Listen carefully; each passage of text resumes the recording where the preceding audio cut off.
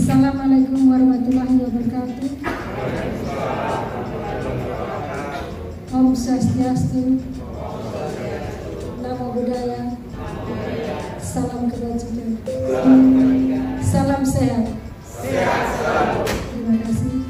Yang terhormat Kepala Dinas Kesehatan, Kependudukan dan Pencatatan Sipil Provinsi Nusa Tenggara Timur, yang kami hormati narasumber dari Kementerian Kesehatan, Kementerian Dalam Negeri, Lembaga Penelitian Pengembangan Sosial Klinik, Universitas Indonesia, Puskesmas Ciracas, Jakarta, yang kami hormati narasumber dari Bapeten Bappenkes Provinsi NTT, yang kami hormati pula Kepala Badan Keuangan Daerah Provinsi NTT, yang kami hormati Kepala Badan Pengawasan Keuangan dan Pembangunan Provinsi NTT, yang kami hormati Ibu Kepala Bidang Pelayanan Kesehatan, Bapak Ibu Pejabat Struktural Provinsi, Dinas Kesehatan, Kependudukan dan Pencatatan Sipil Provinsi Nusa Tenggara Timur, yang kami hormati dan kami banggakan para peserta, Bapak Ibu dari Kepala Badan Keuangan 22 Kabupaten Kota atau yang mewakili, Bapak Ibu Kepala Bapeda 22 Kabupaten Kota atau yang mewakili,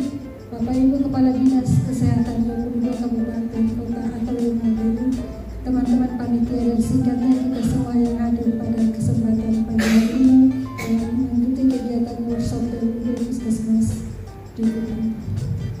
Izinkanlah kami menyampaikan laporan panitia.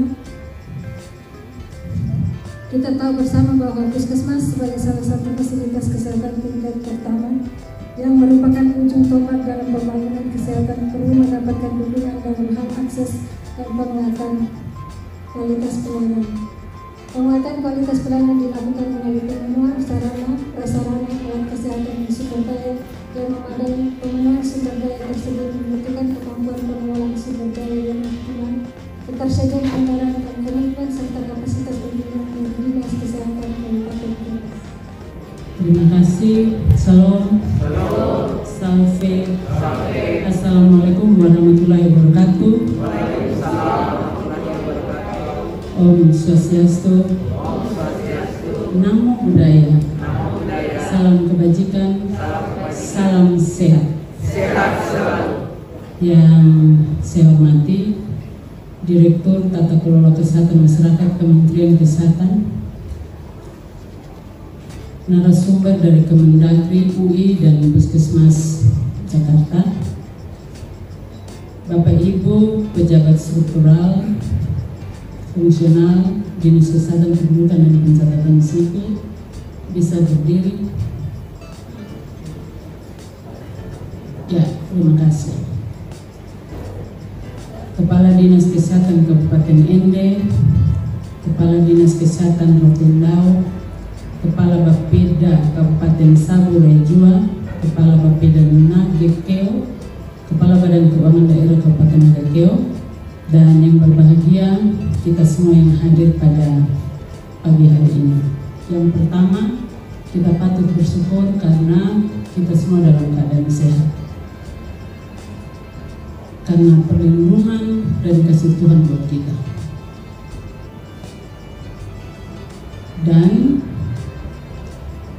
untuk melaksanakan workshop Puskesmas hari ini, Bapak dan Ibu, informasinya tadi pagi dilapor oleh Kabid B2P Dinas Kesehatan Kependudukan dan Pencatatan Sipil, COVID kita naik, sehingga panitia juga pada saat kita harus sampai lebih dari waktu untuk tidur 8 jam, Bapak Ibu harus tambah dengan suplemen. Dan yang kedua, latihannya harus dibuat sedikit menyenangkan supaya tidak kita pusing di kantor, kita pusing di latihan di on the road. Karena yang paling penting saat ini harus sehat. Materi ini berat karena kita harus mempersiapkan dengan baik Puskesmas.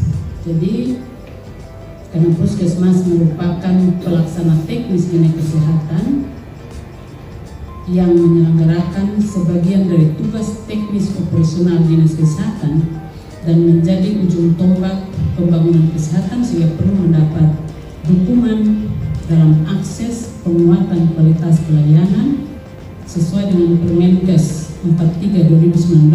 Puskesmas mempunyai fungsi sebagai penyelenggara upaya kesehatan masyarakat tingkat pertama dan upaya kesehatan perorangan tingkat pertama.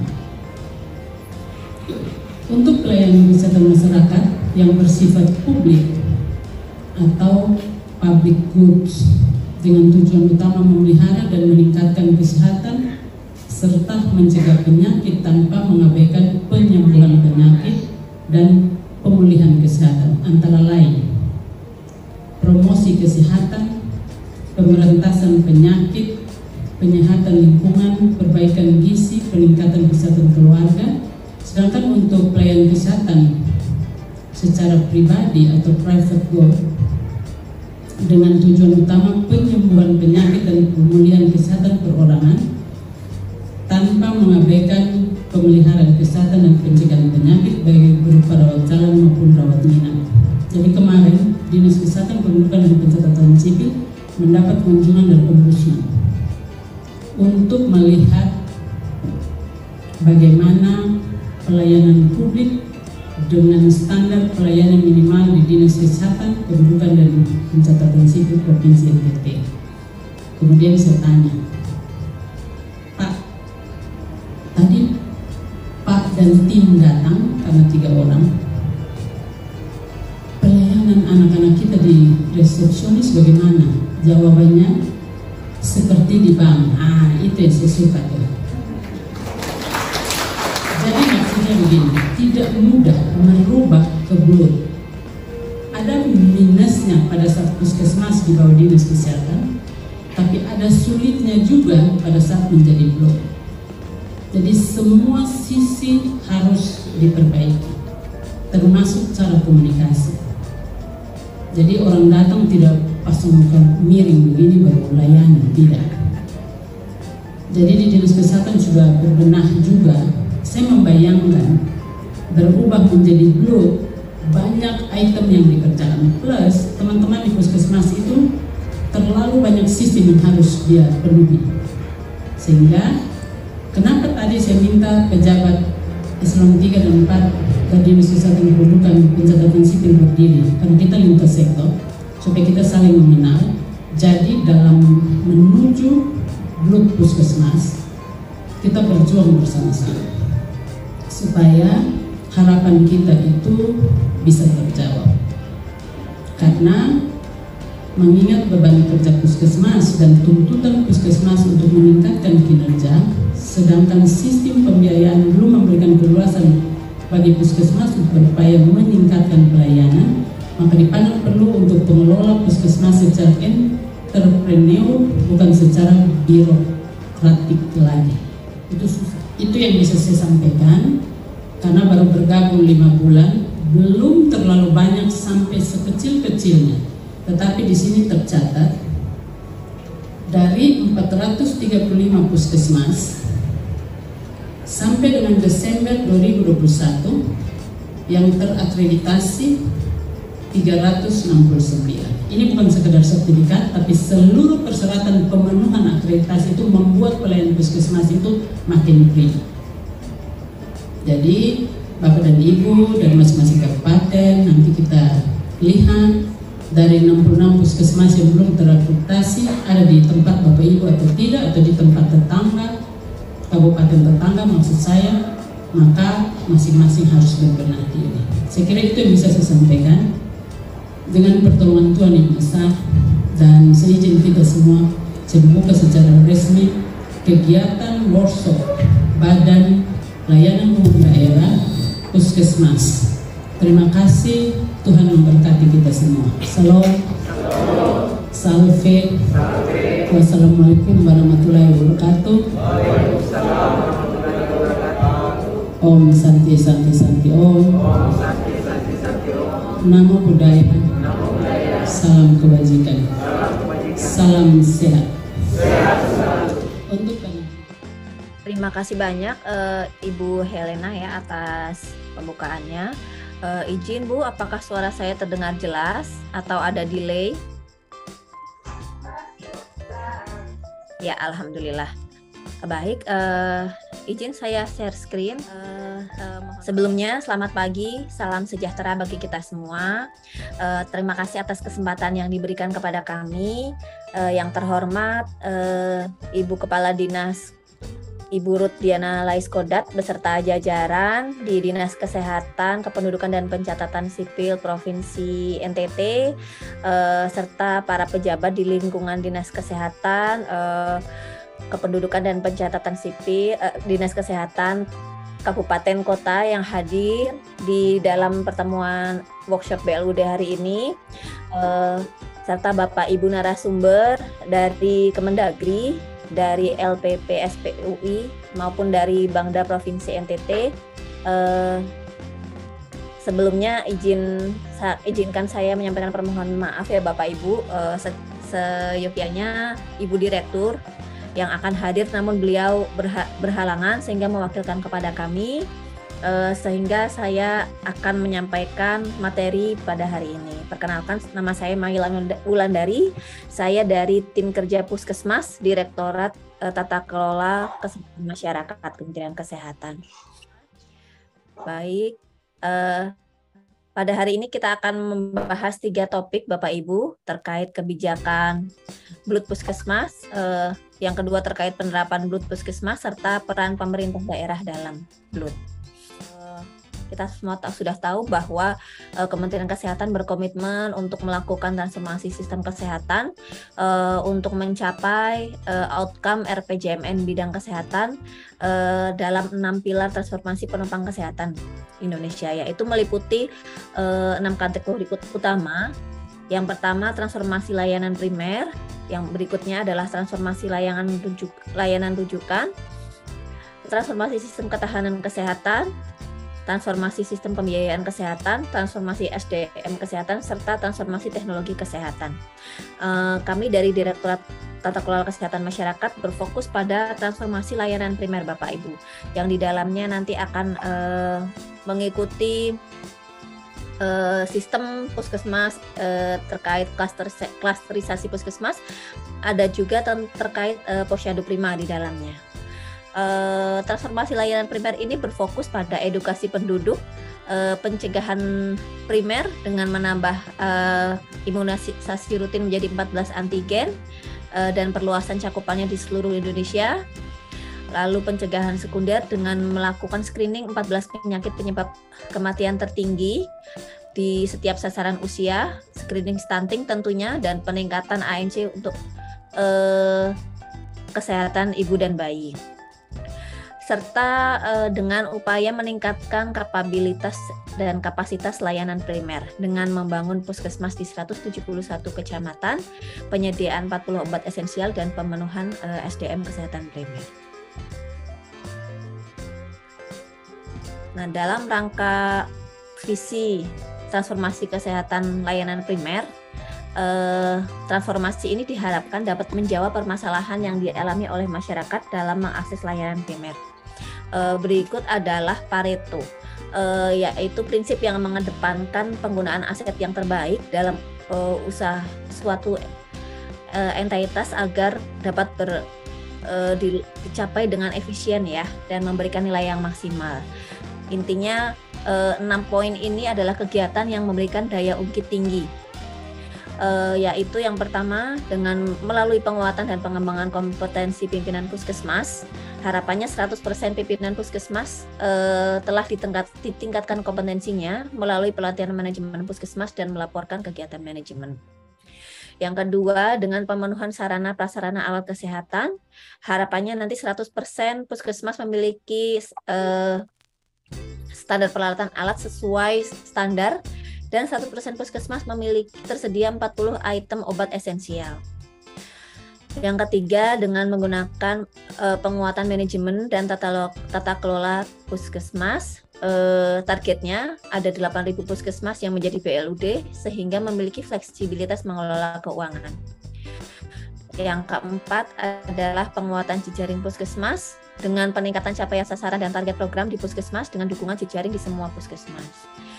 Berikutnya, dengan melakukan intervensi promotif preventif berkelanjutan berbasis keluarga, targetnya minimal 80% keluarga di Indonesia adalah keluarga sehat di setiap provinsi, dan yang terakhir dengan pengurangan beban UKP.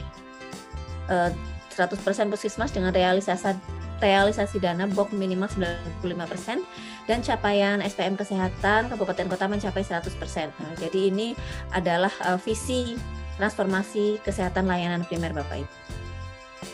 Yang berikutnya adalah penerapan BLUD Puskesmas.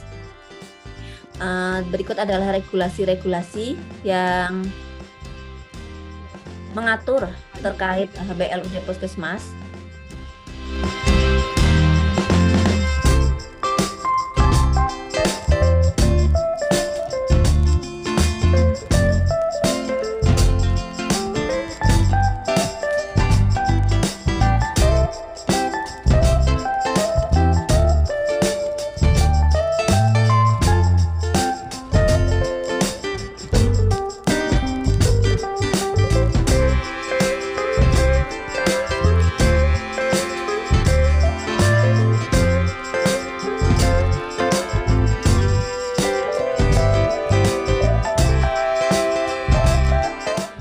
Terakhir adalah bagaimana peran pemerintah daerah dalam BLUD.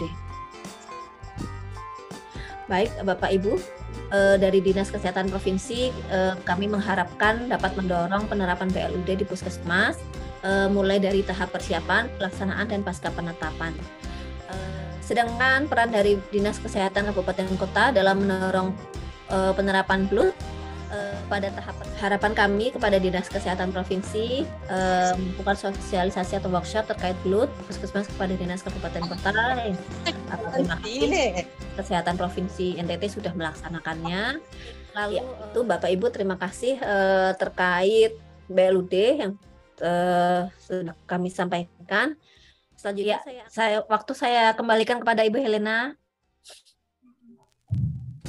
Terima kasih. Perkenalkan saya Jun dari Dinas Kesehatan Kabupaten Sumbawa. Mungkin cuma satu pertanyaan. Tadi disampaikan bahwa peran Dinas Kesehatan dalam persiapan BLUD ini adalah melakukan pemetaan puskesmas yang memenuhi layak dan potensi. Kira-kira kelayakan dan potensi apa dari puskesmas yang menjadi bahan pertimbangan kami untuk melakukan pemetaan ini? Itu saja mungkin dari saya. Puskesmas dikatakan berkriteria layak untuk dijadikan BLUD, ya dapat Bapak Ibu dapat melihat potensi, misalnya di situ banyak pasien, puskesmasnya memiliki banyak pasien, atau wilayah kerja yang diampul lumayan besar, atau puskesmas tersebut memiliki tenaga misalnya batra ya, penyehatan tradisional, atau memiliki kekhususan lain misalnya puskesmas pariwisata, atau merupakan puskesmas di dekat kota yang memiliki banyak peminat. Jadi mungkin itu dapat menjadi salah satu nilai tambah bagi puskesmas untuk dimasukkan sebagai puskesmas yang dimasukkan ke kriteria dapat dijadikan puskesmas BLUD. Lalu jangan lupa juga Bapak Ibu diperhatikan bahwa puskesmas tersebut sudah memiliki kinerja keuangan yang baik sebelumnya. Baik, terima kasih. Saya Esti dari Dinas Kesehatan Kabupaten Sika. Saya bukan bertanya Ibu, tetapi saya memberikan masukan untuk menjadi pertimbangan. Kami Sika, sekarang kami sedang mempersiapkan 4 puskesmas dan 1 labkesda untuk menuju BLUD dengan dana yang sangat terbatas. Nah, kemarin kami sedikit senang hati karena ada menu dari BOK 2023, menu BOK Puskesmas. Itu ada menu untuk BLUD Puskesmas. Kami sudah senang sehingga kami Dinas Kesehatan bersama dengan teman-teman Puskesmas membuat RAB untuk pendampingan dan juga bimbingan teknis terkait persiapan BLUD Puskesmas. Tetapi ternyata menu BLUD Puskesmas itu hanya seputar untuk transportasi akomodasi, tetapi itu juga hanya untuk transportasi dan akomodasi untuk narasumber dalam daerah, sehingga kami kesulitan. Padahal untuk pendampingan dan bimbingan teknis BLUD, kami membutuhkan narasumber dari provinsi, dalam hal ini BPK dan Kemendagri. Ini yang membuat kami kesulitan. Kemudian kami juga kesulitan dana untuk ketika Puskesmas sudah mempersiapkan dokumen-dokumen dan mengusulkan, selanjutnya adalah tim penilai kabupaten akan turun melakukan penilaian. Nah, ini juga kami kesulitan dana.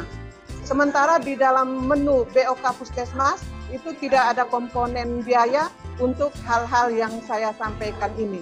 Ini mohon menjadi pertimbangan supaya kami bisa dikasih keleluasaan terkait dengan menu BOK Puskesmas, BLUD Puskesmas, dan juga komponen biayanya.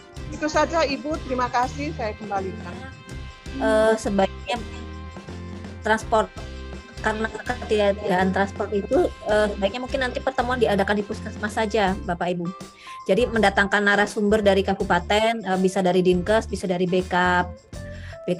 BKPAD atau dari Bapeda, nanti untuk memberikan pendampingan di Puskesmas Bapak Ibu semua, begitu. Jadi karena tidak ada transport untuk monefnya ya, untuk pendampingannya, jadi narasumbernya saja yang didatangkan ke Puskesmas untuk memberikan materi terkait atau pencerahan atau pendampingan terkait pengumpulan BLUD yang sedang Ibu laksanakan. Ibu izin untuk menjawab pertanyaan di kolom chat. Izin ya Bu Helena ya. Dari Dr. Trio Hardina, kami di Kota Kupang ada 11 puskesmas, apa diperbolehkan hanya beberapa puskesmas saja yang dianggap mampu untuk BLUD?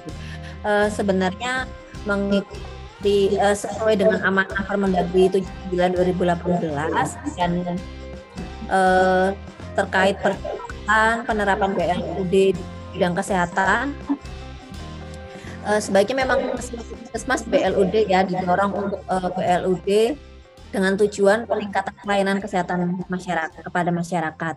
Namun memang Bapak Ibu semua memiliki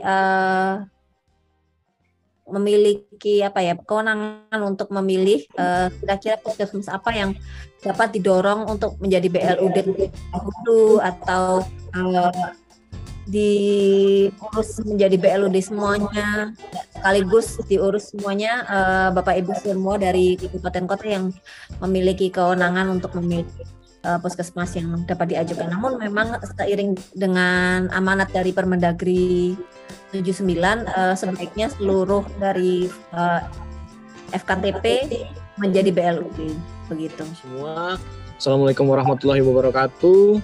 Salam sejahtera untuk kita semua. Shalom, Om Swastiastu, salam Namo Buddhaya, salam kebajikan dan salam sehat selalu Bapak Ibu. Mohon izin mungkin saya sedikit memperkenalkan diri.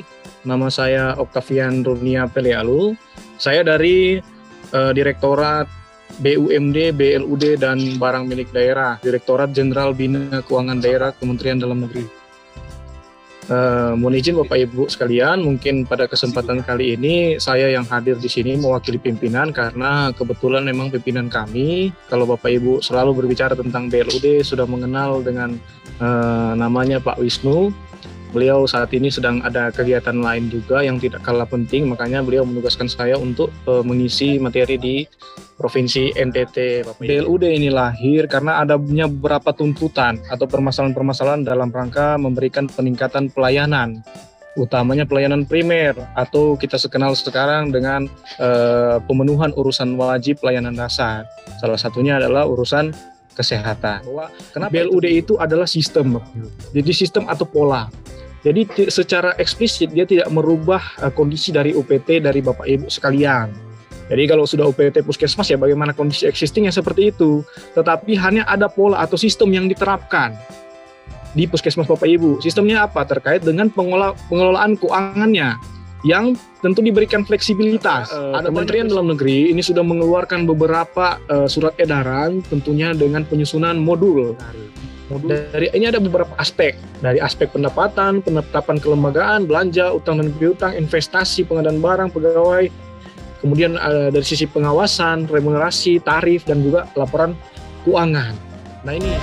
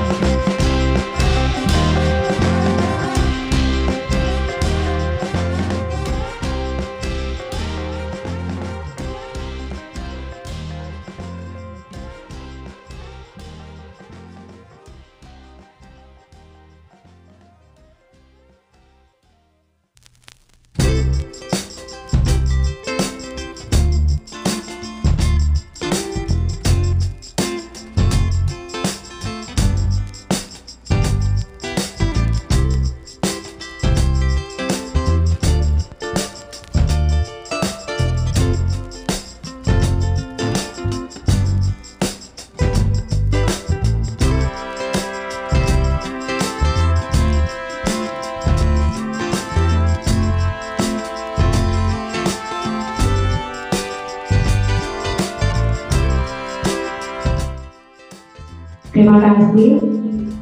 Dari penjelasan tadi, ada hal yang menarik untuk ditanyakan. Saya dari DPD Kabupaten Ngada.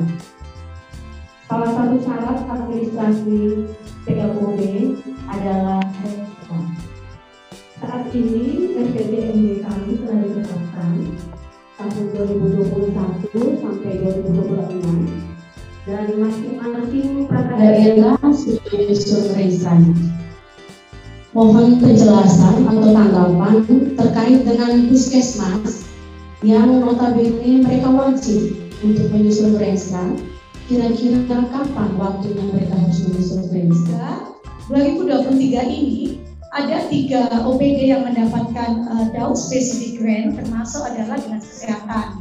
Saat ini memang belum ada juknis, jadi kemarin kami sudah Zoom seluruh Indonesia. Kemarin memang kami mengusulkan supaya DAU Specific Grant itu tidak terkunci di satu kegiatan, sehingga tiap daerah itu mempunyai kebutuhan yang berbeda, termasuk ini. Jadi kalau memang ini bisa digunakan, saya rasa sangat bagus sekali. Jadi itu usulan kami, semoga bisa didengar, sehingga dan nanti karena kita ada penugasan di mana di END ini fokus tidak terbuka untuk BLUT ini, untuk BLUT puskesmas. Sedangkan kami mempunyai 26 puskesmas dan saya sudah memetakan sekitar 4-5 puskesmas ini akan menjadi BLUT. Tapi kami terkendala untuk dana. Yang kedua, BLUT ini harus dipahami oleh semua stakeholder. Dalam saat ini adalah perlu juga pemahaman dari DPRD. Karena pada waktu saya awal menjabat direktur itu pemahaman mereka adalah ketika BLUT, seperti juga ditanya tadi, bahwa BLUT itu semuanya harus mandiri. Tetapi di dalam Permendagri ini sebenarnya sudah jelas bahwa ketika BLUT kekurangan atau pendapatan tidak sesuai dengan RPA, maka kita bisa mengusulkan ke kepala daerah untuk tambahan pendapatan, di mana BLUT sendiri juga tercatat sebagai PAT, tetapi digunakan sendiri oleh UPT tersebut. Baik, saya menjawab dulu, Bapak Ibu. Terima kasih banyak untuk pertanyaan dan juga masukan yang diberikan. Ini yang pertama dari Bapak Litbangga terkait dengan penyusunan Renstra ya, karena memang kita di Permendagri 79/2018 itu mengamanatkan bahwa puskesmas itu sebelum menerapkan BLUD harus menyusun Renstra BLUD-nya. Berarti kita simpulkan bahwa penyusunan Renstra di puskesmas itu dimulai sejak dia mengusulkan penyusunan dokumen administratif untuk menjadi Badan Layanan Umum Daerah. Jadi kapan misalnya sekarang menerapkan BLUD, maka dia menyusun dari sekarang Renstranya. Kalau misalnya kadang ada pertanyaan lah, Pak, kami kan Renstra itu kan 5 tahun, Pak. Nah, kami dengan kepala daerah kami udah tinggal 2 tahun atau tinggal 3 tahun mau habis masa jabatan. Nah, silakan disesuaikan saja. Intinya yang penting visi misinya itu sesuai dengan visi misi kepala daerah dulu yang ada sekarang. Tapi itu dibolehkan untuk nanti akan ada revisi terhadap Renstra tersebut. Nah, BLUD itu juga masuk dalam jenis atau kelompok pendapatan asli daerah lainnya yang sah. Jadi masuk dalam komponen PAD Bapak Ibu. Jadi juga meningkatkan sebenarnya kondisi PAD-nya Bapak Ibu. Nah, walaupun memang tidak langsung dirasakan oleh dinas pendapatan, karena uangnya tidak masuk langsung ke kas daerah, tapi langsung masuk di kasnya si puskesmas ataupun rumah sakit. Tetapi kan secara makro ketika penilaian indeks keuangan atau kinerja keuangan daerah KKD itu, ya kan itu tidak secara presentasi tidak mengurangi karena tetap tercatat bahwa penerimaan dari BLUD itu diakomodir dalam pendapatan asli daerah. Nah, itu jenisnya pendapatan BLUD. Nah, ketika ini puskesmas berhasil dalam rangka kinerja layanannya, yang terangkat namanya kan bukan bukan puskesmasnya, tetapi adalah kepala daerahnya atau pemerintah daerahnya. Maka di situ indikator dari visi dan misi urusan kesehatan di Bapak Ibu itu tercapai, itu bahkan lebih maksimal.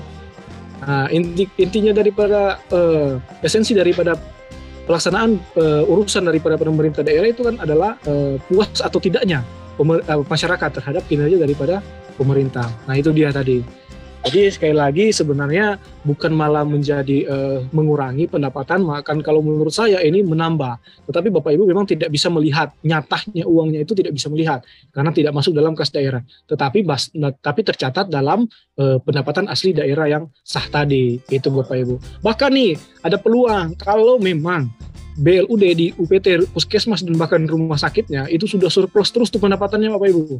Sudah terlalu ibaratnya melebihi target dari belanja yang dilakukan. Terus likuiditasnya, kebutuhan likuiditas dan kebutuhan anggarannya sudah terpenuhi. Nah, itu kepala daerah dapat diberikan kewenangan untuk menarik sebagian silpanya. Itu. Jadi untuk membiayai urusan-urusan mendesak yang ada di Pemda. Tetapi kan ketika BLUD ini betul-betul sudah mandiri dulu. Nah, intinya Assalamualaikum warahmatullahi wabarakatuh. Salam sejahtera bagi kita semua. Salam, Swastiastu, Namo Buddhaya, salam kebajikan, salve, salam sehat. Semua harus tetap sehat. Oke, jadi dasar hukum. Saya pikir kalau dasar hukum ini Undang-Undang Nomor 25 Tahun 2004, Sistem Perencanaan Pembangunan Nasional, Undang-Undang Nomor 23 Tahun 2014. Jadi kalau kita bicara tentang RPJMD, RKPD, Renstra, Renja, nah itu sudah kelompok-kelompok yang memang harus ada. Ya, semua anggaran berbasis kinerja, ya juga susah kalau berbasis kinerja nggak bisa bikin apa-apa kalau uangnya tidak ada juga susah kan. Rasionalisasi berulang-ulang kan mempengaruhi punya pergerakan kerja. Capaian kerja, realisasi pasti beda. Contoh, saya Bapak Ibu saya kasih contoh. Puskesmas. Capaian kinerja untuk melayani bla bla bla harus menghasilkan sekian banyak kegiatan. Ternyata uang dipotong, tak apa Bapak Ibu tolak, ada rakyat datang untuk Bapak Ibu menolak. Capaian kinerja sampai 100% Bapak tolong semua orang kan. Tapi dia punya resource fiskalnya, realisasinya kurang kan. Betul kan? Tapi Bapak kan mampu menolong. Capaian kinerja Bapak 100% dong. Tidak bisa tidak kok. Realisasi kecil. Karena memang itu berapa dengan uang kan. Tapi fungsi pelayanan itu jalan. Puskesmas Pak kalau mau bikin BLUD, ini campaign terjalan Pak jadi fiskal, jadi pendapatan. Pelayanan tak mau pelayanan, tapi ini kan dorong itu jadi. Kemudian ini struktur BLUD ya, nanti Bapak Ibu ambil saja. Itu ada ringkasan pendapatan, rincian anggaran pendapatan, perkiraan anggaran. Sudah, ini sama seperti kita punya di APBD sampai kaki, sama aja. Puskesmas Bapak sama aja. Cuma di sini harus orientasi apa, mampu tidak kita jadikan itu bisnis ya. Pendahuluan rencana bisnis anggaran ini harus sampaikan di dalam rencana bisnis anggaran itu balik lagi perkiraan maju atau forward estimasi. Kami hadir di sini mewakili daerah Kabupaten Manggarai. Di sini kami sangat mengharapkan antara pemerintah Kabupaten Manggarai dengan pemerintah provinsi, lebih khusus Bapak selaku pimpinan OPD Bapelitbang Kabupaten Manggarai, kami titip harapkan supaya di sini barangkali bisa kerjasama untuk membuat rancangan bagaimana supaya nanti bisa berjalan dengan aman dan lancar ini program BLUD untuk setiap puskesmas. Saya dari Bapelitbang Kabupaten BGU. Terima kasih atas materi yang sangat menarik ini. Dan tadi kita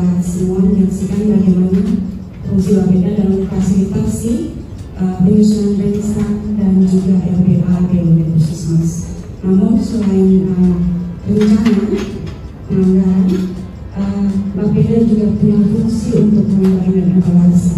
Dalam penerapan BUD Puskesmas ini, di mana dan bagaimana Bapeda berfungsi melakukan evaluasi, apakah sama seperti kita lakukan evaluasi terhadap OPD setiap triwulan atau bentuknya seperti apa? Itu dari saya. Terima kasih. Saya Rusdi dari Dinas Kesehatan Kabupaten Tengah Utara. Jadi saya memang tertarik yang belum ada beberapa penegasan bahwa termasuk kami ini 5 puskesmas besar-besar. Hanya seperti Bapak bilang kosong. Karena kami besar-besar itu ada yang ditempatkan di desa yang hanya 4 desa, karena personal kadang-kadang keperluan personal dulu mau bayar listriknya tidak mampu. Jadi kita dibikin bangunan yang besar, tetapi sumber lain tahu juga kecil. Di sini saya mau minta trik dari Bapak, karena tadi bilang bahwa dana daun dikunci menunya, dana daun dikunci menunya. Jadi kadang-kadang menu itu sesuai orang kementerian, mereka mau suka apa taruh, yang kita kebutuhan tidak ada. Jadi mungkin trik bagaimana sehingga apa yang kita butuhkan bisa ada dalam gudang dan gudang itu. Kehadiran Lut ini tentunya bukannya sekedar karena dia menjadi urusan wajib, belanja wajib mendator stand, namun juga di situ ada suatu efek lainnya guna meningkatkan derajat kementerian daerah yang konkretnya ada pada kapasitas fiskal daerah. Satu hal yang tentunya juga bagaimana mendorong peningkatan pendapatan dengan orientasi yang ada, orientasi profit di samping orientasi sosial dalam pemenuhan belanja wajib dan urusan wajib dia bersifat hemat. Itu ditandai dengan hal tadi. Malahan ke depan dengan intervensi, dengan mengukur secara cermat SPM dan indikator-indikator variabel kuat lainnya, urusan kesehatan akan juga ditambahkan lewat pemberian melalui spesifik grant. Selain blok grant, bersifat blok grant, ada juga spesifik grant sehingga konstruksi daun ke depan berubah. Itu tentu kami setuju dengan apa yang disampaikan tadi. Permasalahan yang kami hadapi, saya mungkin lebih mengarah pada spesifik parsial Saburai Jua. Kami di Saburai Jua sampai saat ini pun rumah sakit belum BUD. Kenapa? Dari sisi pembiayaan dapat saja dengan mempertimbangkan orientasi yang tadi saya sampaikan. Selain orientasi sosial, ada orientasi profit. Tentunya kami akan berusaha untuk mendorong itu. Namun kenapa? Karena satu hal yang paling mengganggu adalah ketersediaan tenaga. Tadi Bapak PLT menyampaikan bagaimana resource input yang ada. Di situ butuh pendanaan untuk menopang input instrumen yang dibutuhkan, dan yang paling penting tentunya sumber daya manusia. Sampai saat ini teman-teman dokter yang tentunya menjadi salah satu indikator standarisasi terkait dengan pemenuhan untuk dapat disebut atau memenuhi kategori blue pada rumah sakit, itu dokter yang di sana yang ahli, yang tenaga yang khusus dokter ahli pun sangat sedikit yang memiliki niat atau animo untuk datang ke Sabu. Kami coba merangsang dengan memberikan tunjangan kelangkaan profesi. Dokter umum yang mau ke Sabu kami juga dorong untuk mendapatkan beasiswa guna mendapatkan ahlinya. Namun beberapa hal ini pun sebagai simultan yang kami harapkan belum mencapai harapan yang dimaksud. Sehingga dari sisi variabel-variabel yang ada belum layak untuk RSUD Sabu menjadi BLUD. Kami di Kota Kupang ini sebenarnya status dari 11 puskesmas itu sudah BLUD. Tapi pada saat berproses dengan teman-teman BPKP di tahun 2014 itu, kami kemarin memegang status BLUD dahulu, baru akreditasi. Setelah penilaian, ternyata status BLUD yang didapatkan itu dengan Permendagri yang lama, kami masih mendapatkan status BLUD bertahap. Maka otomatis kami harus berproses untuk memulai BLUD puskesmas, mungkin nanti dengan 1 atau 2 puskesmas sebagai pilot project. Yang menjadi pengalaman kami pada saat kendala penyusunan dokumen administrasi itu memang yang paling susah itu adalah penyusunan laporan keuangan dan RBA. Jadi BLUD membuat layanan prima dalam bentuk dan BLU, tetapi ada stimulus ekonomi yang didapatkan oleh masyarakat karena mereka tidak sakit. Nah, ini ada sektor ekonomi. Berarti pendapatan daerah harus bekerja dengan baik. Ketika orang yang tidak sakit, dia bisa memberikan retribusi. Nah, stimulus-stimulus ini yang coba mungkin nanti kita pikirkan sama-sama bagaimana dia bisa masuk dalam renstra yang ada di BLUD. Mungkin itu saja Bapak Ibu. Terima kasih. Kalau kita orientasinya skema untuk melayani yang seperti teman Kone disampaikan, lakukan, tidak ada masalah. Itu bagian dari skema pelayanan. Tapi untuk membentuk pelayanan yang mengatasi persoalan penyakit dan sakit tadi, itu yang harus berani kita bentuk. Nah, pertanyaan satu, SBD ini di Rumah Sakit Umum Daerah sudah jadi blood? Belum ya? Atau dia gabung sama Sumba Barat? Sudah ada rumah sakit, toh? Ya, harus dibuat. Sehingga kalau puskesmas itu dia turunan dari itu. Harus berani di situ. Karena menurut saya, kita punya problem sekarang ini, letak geografis kita, jumlah penduduk yang tidak terpusat di satu titik, ya, jumlah desa 3.000-an desa, masyarakat di desa ini berorientasi hidup di daerah-daerah hutan karena banyak petani, penduduk yang okupansinya melebar tidak dalam satu titik. Skema pelayanan kita kan harus mampu dibuat dalam kelompok-kelompok yang bisa melayani secara optimal. Karena apa? Pilihan cuma satu kan. Sebenarnya ruang ini terbuka Bapak Ibu sebenarnya, tapi harus dibangun baik-baik dengan sistemnya. Resource itu yang jadi problem sampai sekarang. Kalau untuk prasarana sudah ada contoh Sumba Tengah. Jadi rumah sakit toh, untuk melengkapi kita harus berani minta di pusat lagi untuk bantuan dari DAK dari sana atau dari APBD 2 untuk memenuhi peralatan.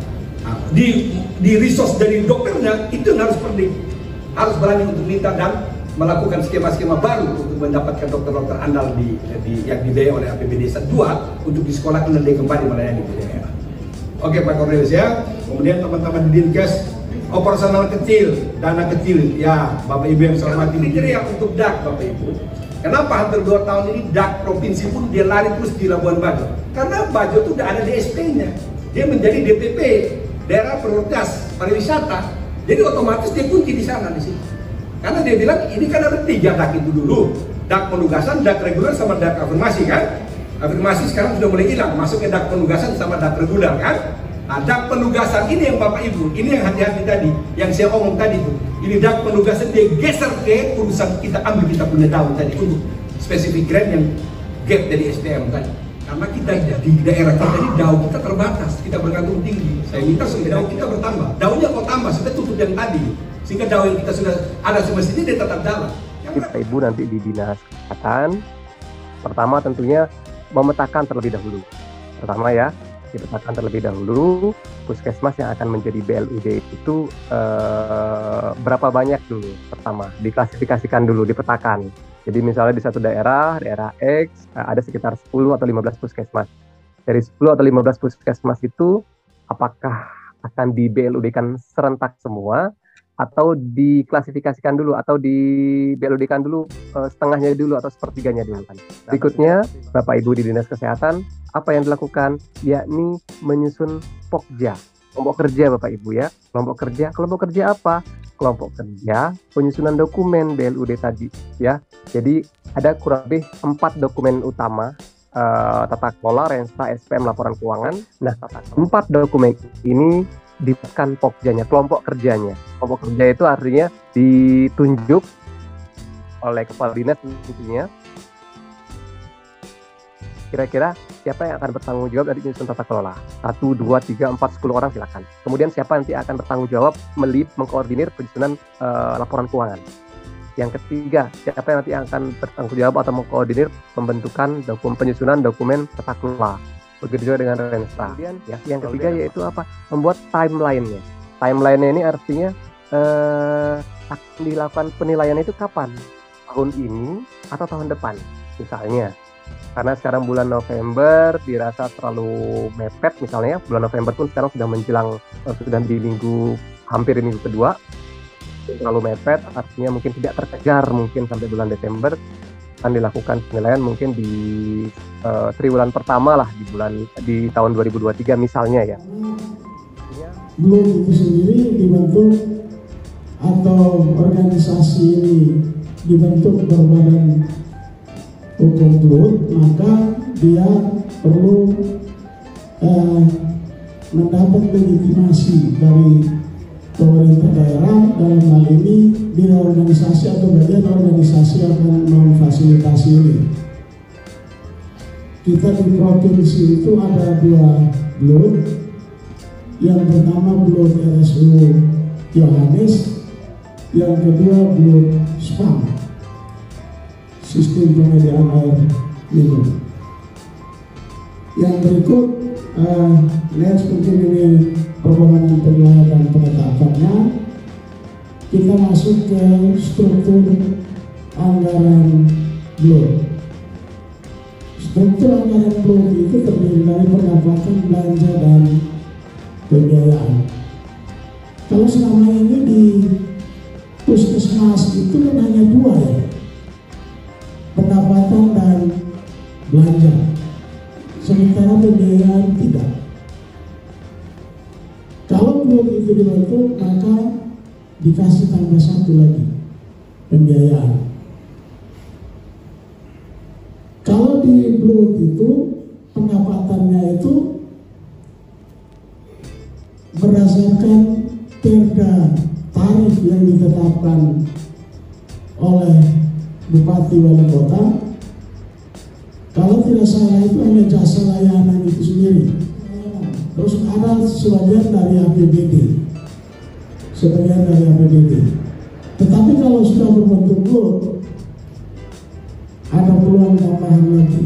Ada hibah, ada kerjasama dengan pihak ketiga, ada lain-lain PAD seperti jasa giro, ada di BLUT. Kalau BLUT itu melakukan investasi, dia mau lakukan penyertaan modal ke salah satu perusahaan daerah, dapat dividen masuk ke dia. Jadi tidak masuk ke kas daerah, tapi langsung masuk ke kas BLUT. Jadi terhadap pendapatan BLUT pasti ada penambahan. Belanja BLUT, kalau selama ini yang Bapak Ibu alami seperti struktur yang ada belanja operasi, ada belanja modal. Tetapi selama ini kan diusulkan ke dinas, dibahas, ada yang dipotong, ada yang dikurangi, ada yang hilang. Tetapi kalau ini ada di BLUT, menjadi perencanaan BLUT dan masuk dalam rencana bisnis dan anggarannya BLUT puskesmas itu sendiri, Bapak Ibu yang atur sendiri. Yang berikut terkait dengan pembiayaan. Kalau selama ini prakteknya teman-teman di puskesmas per 31 Desember wajib tutup buku. Benar tidak Bapak Ibu? Tutup buku. Jadi uang itu langsung pindah ke kas daerah. Jasa giro juga otomatis pindah kas daerah. Tetapi kalau Bapak Ibu sudah menerapkan BLUT, uang itu tetap ada di rekening Bapak Ibu yang ada di BLUT puskesmas itu sendiri. BLUT juga bisa melakukan pinjaman. Tentu pinjaman juga harus dilihat bagaimana pengembaliannya. Next, perencanaan dan penganggaran BLUT. Teman-teman di puskesmas tentu menyusun RBA mengacu kepada Renstra. Tentu berdasarkan anggaran basis kinerja, standar satuan harga. Standar satuan harga ini juga bisa dibuat sendiri oleh teman-teman di puskesmas. Jadi ada keleluasaan standar harga maupun tarif layanan itu bisa dilakukan sendiri. Tentu memperhatikan berbagai aspek, baik itu aspek keberlanjutan dari puskesmas itu sendiri maupun ada beberapa aspek lain selain itu daya beli masyarakat. Ada kebutuhan belanja dan kemampuan pendapatan. RBA itu sendiri meliputi ringkasan pendapatan, belanja dan pembiayaan, ada rincian anggaran, pendapatan, belanja dan pembiayaan, ada perkiraan harga, ada besaran presentasi anggaran batas, dan ada perkiraan maju. Alex dan ibu moderator yang kami hormati, saya Rido Lintari dari BPKD Kabupaten Timur Tengah Selatan. Materi-materi dari kemarin sampai hari ini, bahkan tadi saya pikir bingung dan agak ketegangan sedikit soal bisnis itu. Jadi memang apakah bisnis harus untung atau rugi? Tapi setelah mendengar apa yang disampaikan oleh Bapak Alex, memberikan contoh Rumah Sakit Umum Daerah Westet Yohanes seperti itu, sehingga tidak menghilangkan dana-dana dari pusat dan sebagainya dari pusat. Tetapi memang kalau bicara soal bisnis, kalau bagi puskesmas, kalau di dalam pikiran saya berarti harus puskesmas yang di dalam kota. Terus puskesmas itu harus ramai seperti itu, baru dia bisa ada seperti badan usaha lagi, seperti parkiran, ATM dan sebagainya. Jadi Bapak Ibu, kalau untuk aplikasi Forsa ini, pertama kan biasanya kan kita selalu menginstal ya, kita install dulu di komputernya atau laptopnya.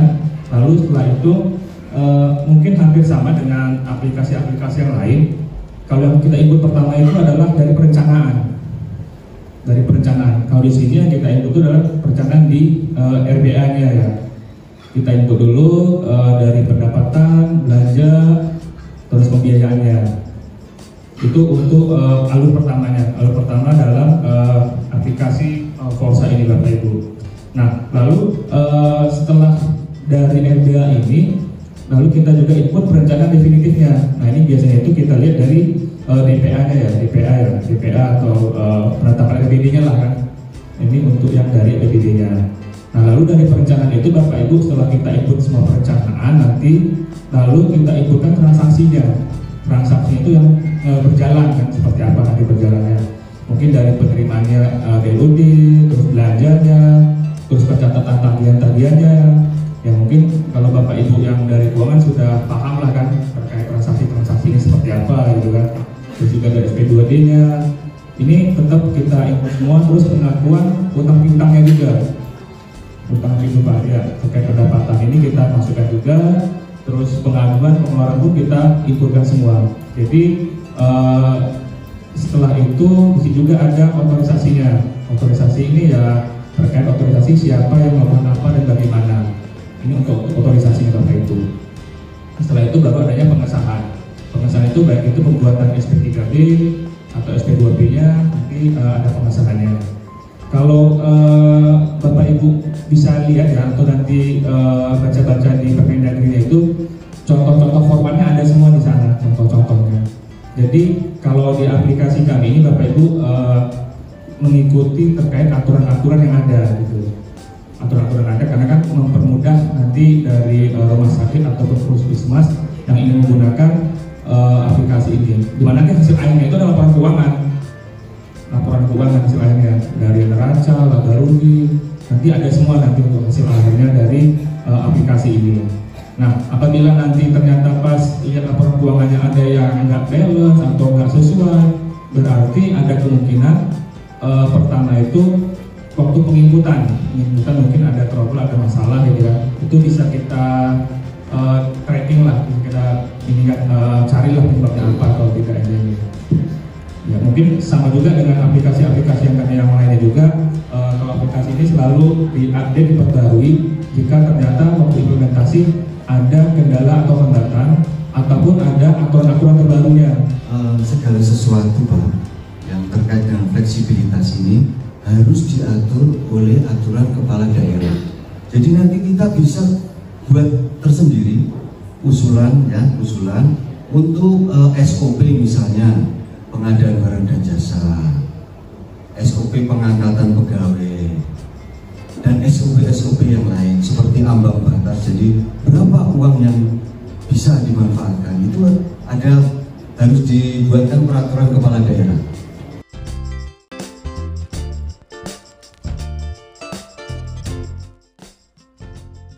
Nah, Bapak Ibu, satu puskesmas kecamatan tadi sudah saya cerita ada 4 puskesmas kelurahan.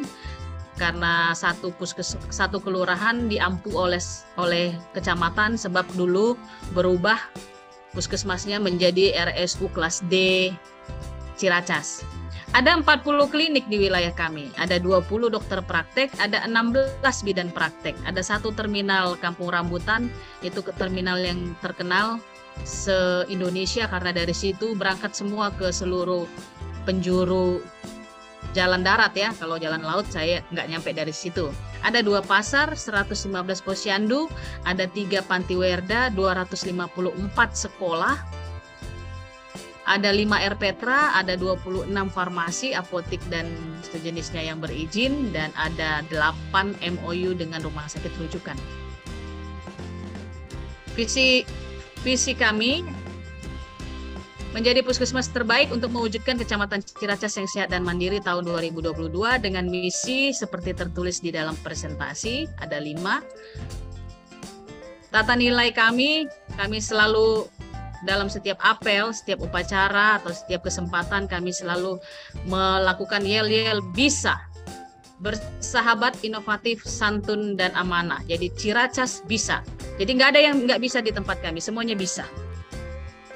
Moto kami adalah melayani dengan ikhlas dan sepenuh hati. Profil layanan kami ini lantai.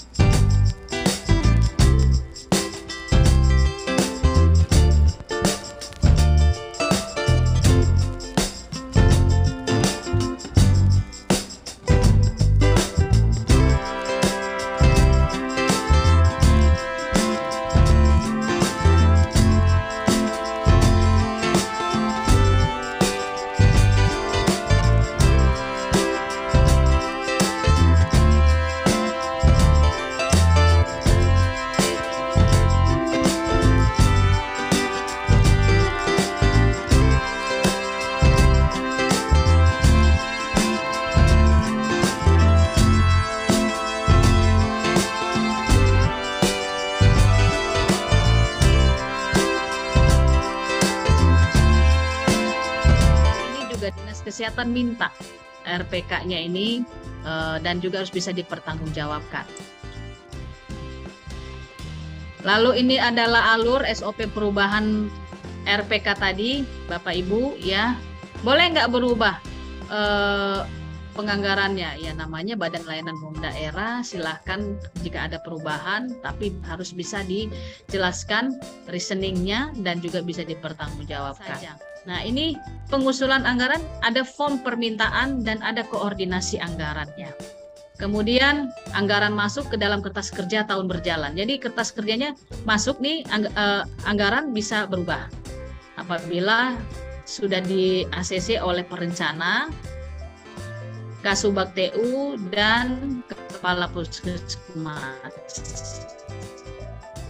Gitu ya, jadi misalnya kegiatan sebelumnya apa, ini mau kami rubah menjadi kegiatan perubahannya apa gitu, dengan tujuannya apa, penanggung jawabnya siapa, waktu pelaksanaannya juga harus jelas, dan rincian kebutuhan anggarannya apa saja, kebutuhannya jadinya totalnya berapa, sumbernya BLUD untuk keterangannya menambah anggaran, seperti itu. Dari PJ atau penanggung jawab program atau pelayanan, diketahui juga oleh Kasatpolnya, diketahui oleh PPTK. Barulah perubahan itu bisa terrealisasi. Nah. Assalamualaikum warahmatullahi wabarakatuh. Om Swastiastu. Namo Buddhaya. Salam kebajikan. Salam sehat. Tetap semangat Bapak Ibu.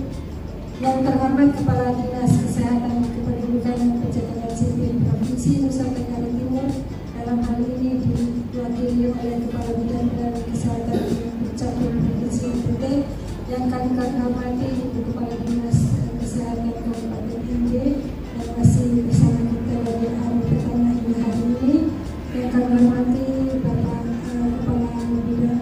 Kepala Badan Keuangan Daerah Kabupaten Samosir Jua, kemudian kami hormati Bapak Ibu peserta dari Dinas Kesehatan Kabupaten dan Keuangan Daerah Provinsi Nusa Tenggara Timur, sehingga kita semua yang hadir pada kesempatan ini.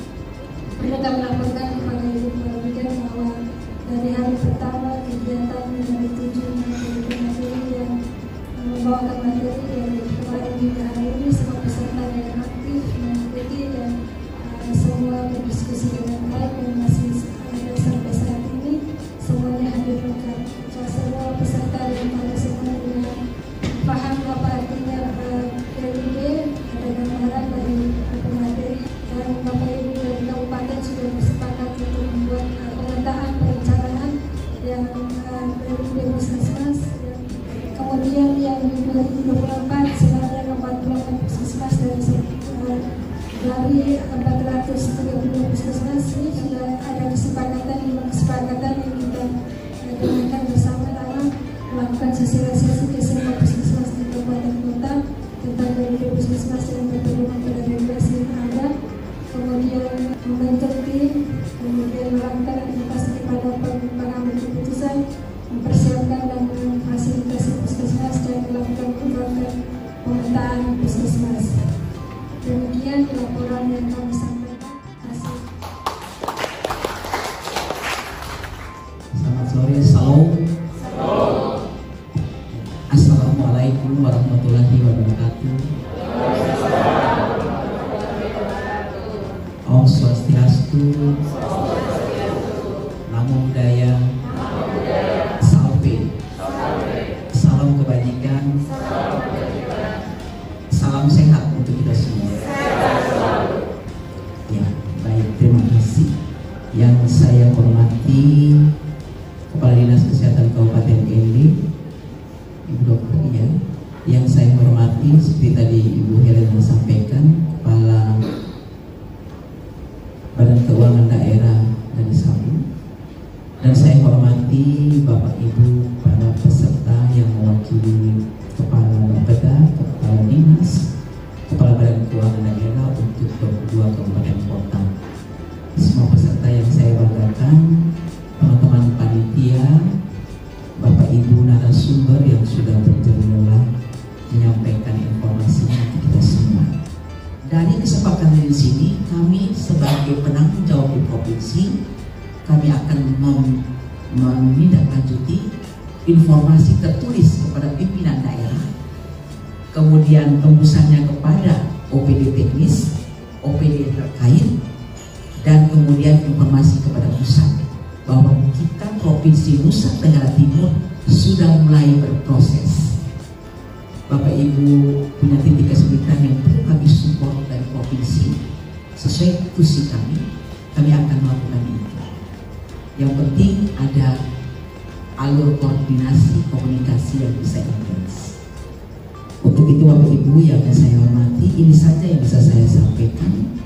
Terima kasih banyak kepada panitia yang sudah memfasilitasi kegiatan ini bisa berakhir dengan baik, dan atas seizin kita semua dan seizin Tuhan yang Maha Kuasa, saya menutup kegiatan workshop Badan Layanan Umum Daerah BLUD Puskesmas dengan resmi.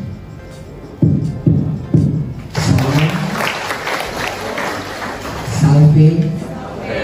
Wassalamualaikum warahmatullahi wabarakatuh. Om Santi Santi Santi Om. Namo Buddhaya. Salam kebajikan.